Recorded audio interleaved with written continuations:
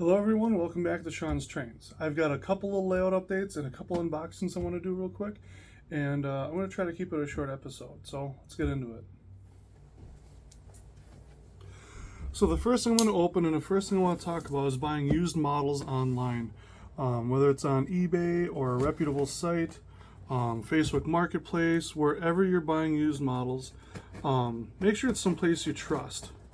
My biggest pet peeve is when you buy a $30 item or a $20 item, and it's not what you expect in the pictures. No matter what the price is, it's not fun.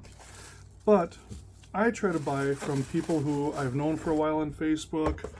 If I'm buying on Facebook, if it's from eBay, it's a reputable seller, or they have lots of reviews from people that don't sound like fake accounts. And that's just how I prefer to do it. So I bought some stuff from my friend Jason Skindura on Facebook. Sorry if I butchered your last name. And this was about, I think this was $100 shipped, which I thought was pretty reasonable. Normally I wouldn't pay that much for 3 cars shipped that were used, but I saw that he added some detail to it. These guys have loads, these guys have weathered wheels on them, and they look pretty nice. From the pictures, they look like they're in excellent condition. Of course, they had their boxes, which is huge for me. So we're just going to take them out real quick and take a look. This guy is interesting because he doesn't have a shield to it. It's just the car. So the coils would be exposed. I thought that was kind of interesting. But here you can see there's different packaging to this to basically take place of where the coil shield would be. And you can see the weathered wheels on there. It's just some paint, but it looks real nice. Nicely done. And probably looks like a flat coat on the trucks. So we'll take this guy out real quick. Just take a quick look over and see what we got. So it is just a bare car. I'll get some of the tangent loads. Those are really nice. Those will look great in here. And maybe get a little light graffiti on the side and a little bit weathering. I'll add some semi-scale couplers to this. That's just my preference. Then of course it's got the train line hoses on here.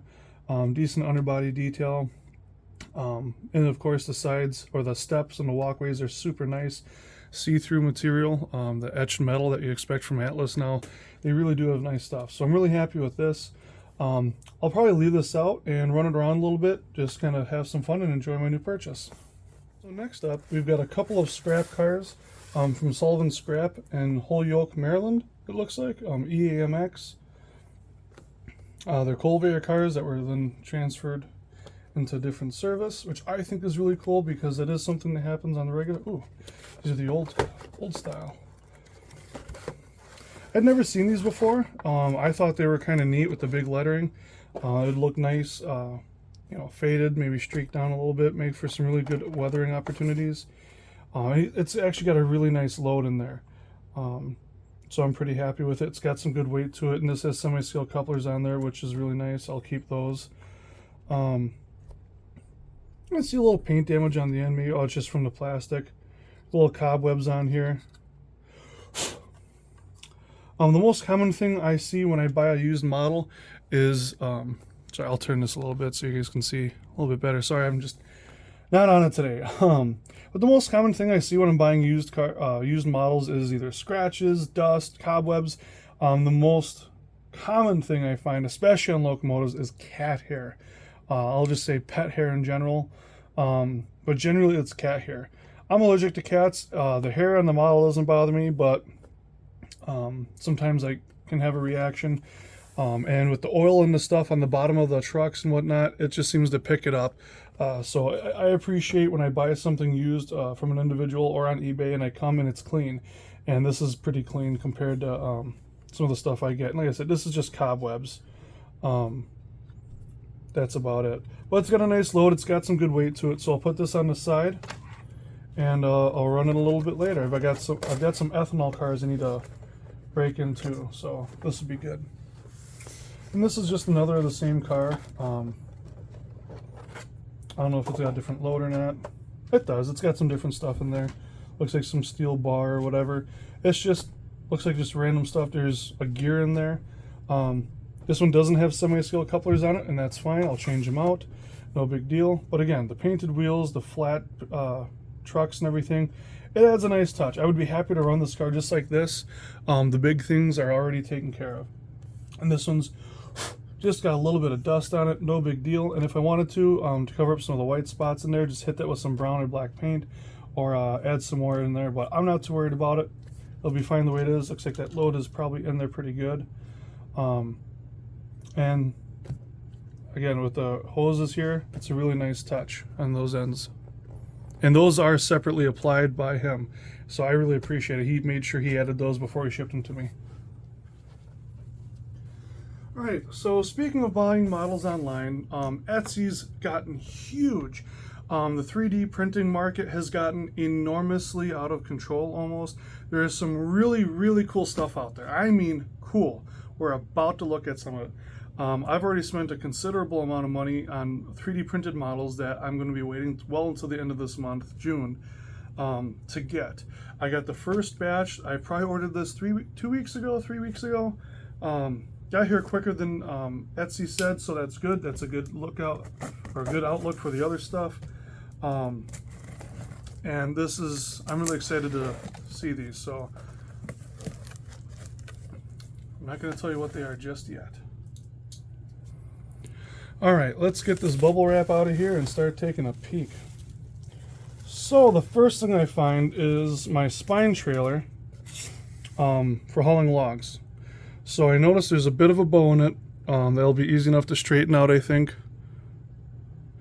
Here's some of those sprues he was talking about. Very brittle, very easy to break off. But unfortunately, that also means that the rest of the model probably is too. So you can kind of get a better look at the detail on here. So the one wheel is a little bit rough.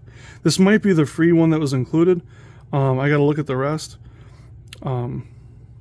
The bottom is not very smooth. It's kind of rough, and it is a bit tacky. So it'll be interesting as I clean this up to see how this turns out. I've bought a bunch of stuff yet coming from him, so I'll clean this up, find some way to straighten this out because that has got a good bow in it. Although prototypically that might get a bow in it over time from hauling stuff. So we'll put that on the side.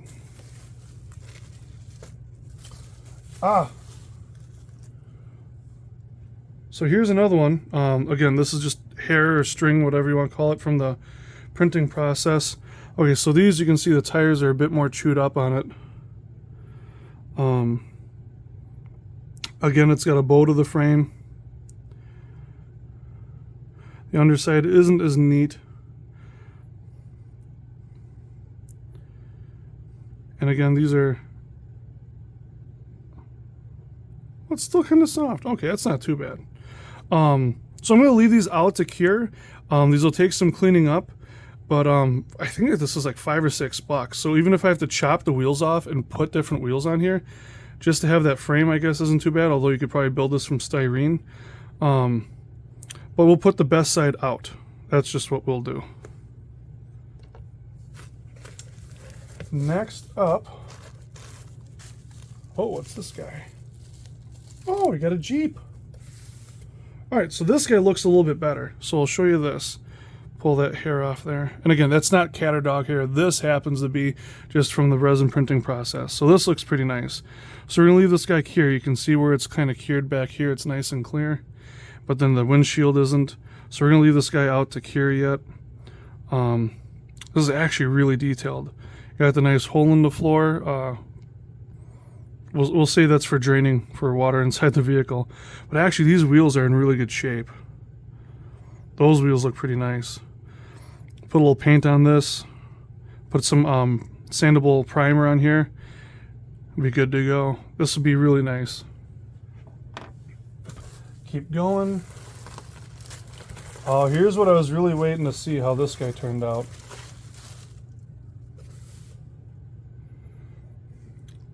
I got this log loader. This thing is just going to be sick. I knew this would be a good size model.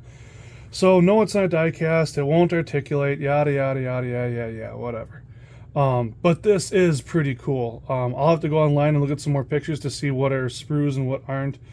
I'm afraid it's not all self-explanatory. I'm not sure if these are sprues or not, but this thing is huge. That is cool. That's going to be so cool to see.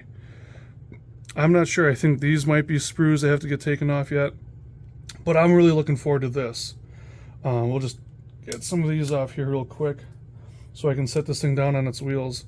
One thing I was really looking forward to these prints for was, even if you don't have time to finish your model and paint it, is you can set it on the layout and at least fit your scene. That's the biggest thing. Even if I've got some die-cast models to use, but I wanted something kind of unique, and this was the way to get it. So I'm going to look online and see if, which of these, what's coming off, what's staying on. But at least I can place this in the scene in the meantime. Look how big that is compared to that little Jeep. That thing's freaking massive. And yes, this is all HO scale. Oh, there's another one in here. I think he shipped everything I had coming. Okay, yeah. So here's a couple of the tree cutters. So I just would grab the tree here and then just put the saw right into it. I did order... Did I order two? I might have ordered two by accident. But this, oh, these are neat. There's going to be a bit of work to get these guys out, but that is actually really sharp. And I think that's it. Oh, that's pretty cool. Okay, so I'll have to check. I'll try to put it in the video when I do the editing and whatnot. But these, I don't think these are that much money. I thought they were very, very well priced. And again, even if this stuff isn't perfect, it's a great stand-in for the price. And again, you know, trim the sprues and just put on the layout as a fill-in piece for the moment. They're not positionable. I'm sure he'd be willing to make it in a different position. Say if you wanted to put this on a trailer and you wanted this tucked in or something. When I talked to Exquisite Models, he seemed real easy to talk to, real pleasant. So I'm really looking forward to seeing how these turn out when they're done. I'll do a video later on about that. So with that said, let's get to the layout update. All right. So this is the scene I'm working on next. My friend Shawn McGrath was kind enough to help me with the track plan a little bit and run LOGE. I don't remember how to say it. I'm sorry, bud. I'm terrible at names, and I forget quickly.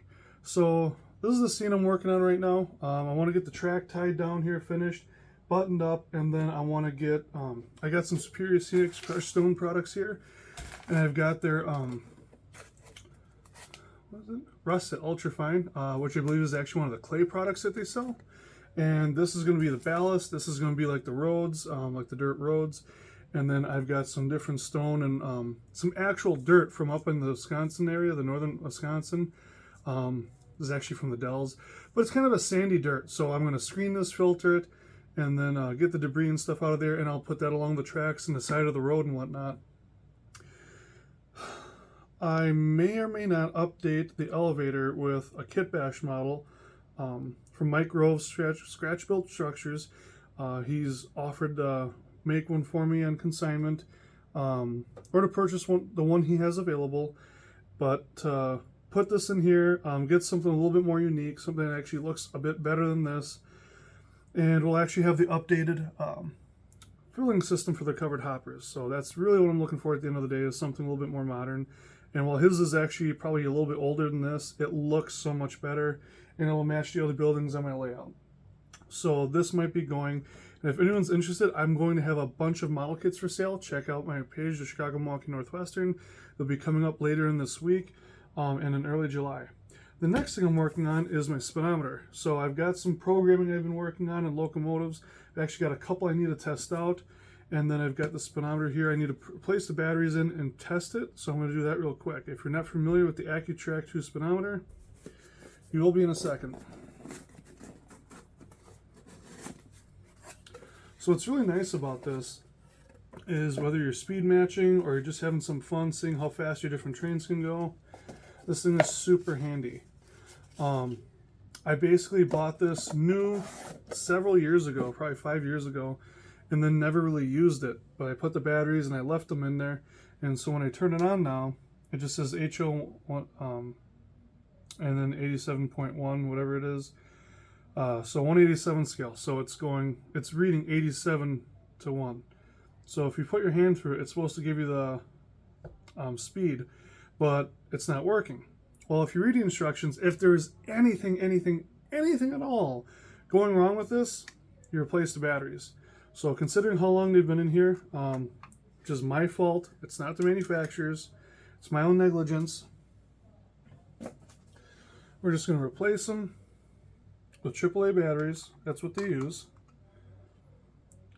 I have no idea what the life expectancy is on these. And then turn it back on. And we'll see if anything changes. There we go. That was a 154 miles per hour, evidently.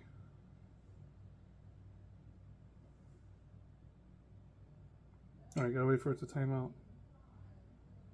71. So, we've got some cars to test out.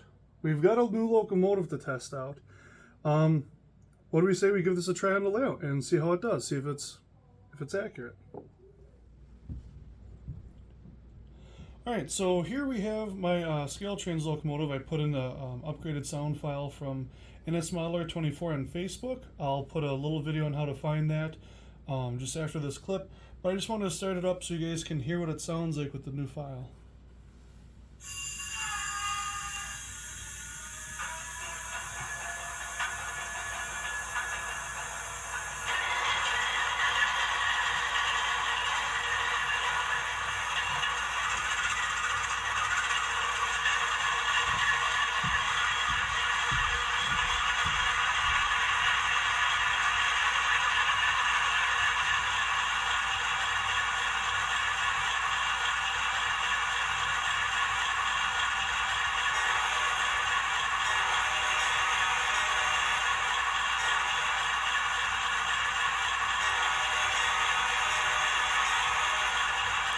So it's interesting that the bell turns off as soon as you let off the horn.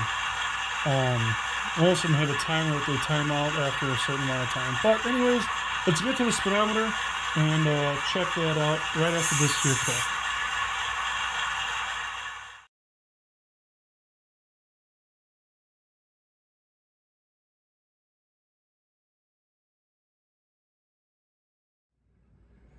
We're going to start off with 15 speed steps here. Oh, yep, right there. And then we're going to see what we end up with. So it's 38. I'd say it's probably accurate. I wouldn't argue with that. So the goal is to find the slowest locomotive I have, which is probably my Rapido SW1200, which is just above the speedometer on the back of the layout there in the port, and set all of my locomotives to top out at that same speed on a linear speed curve. And the reason I say linear is because I like a nice consistent change in pace, and I want to make sure that everything can run together. If I want to run the SW1200 with a Tier 4 Gevo, I want to do it. So with that said, let's try another pass a little bit quicker and let's see what this bad boy can do at speed step 28. 103.